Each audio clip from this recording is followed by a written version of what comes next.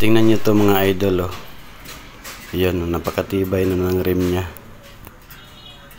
Yan, masisira na lang ang buhay mo, ito hindi pa masisira. So ito na nga, at may dinala nga sa amin ditong sira na rim, pero okay pa yung kanyang hub. So tatanggalin natin tong hub nya para palitan ng rim. So let's go.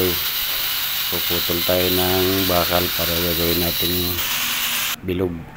Ilalagay natin dun pang sapal sa pinaka-rim nya.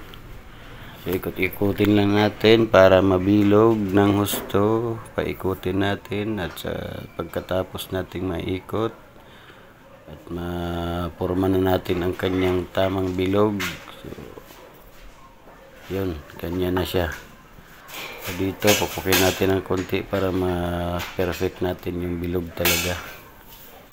Kasi pag di natin nakuha ng tamang bilog niyan, mahirapan na tayong idikit yan doon sa rim. Kasi yan yung ilalagay natin doon sa rim para mas matibay yung rim. Yan, pagkabilog na natin, ikakabit na natin to sa pinaka-rim. I-welding na natin. So ganito, ipitin lang natin para hindi siya humiwalay at sakto yung pagkakabilog niya dyan sa gilid ng rim. Ipitin natin ng vice grip para hindi na siya gumalaw.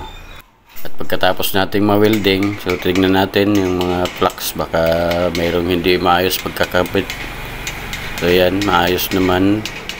Ayan, so medyo okay na yung pagkaka-welding ko. Hindi na ako mapapahiya nito.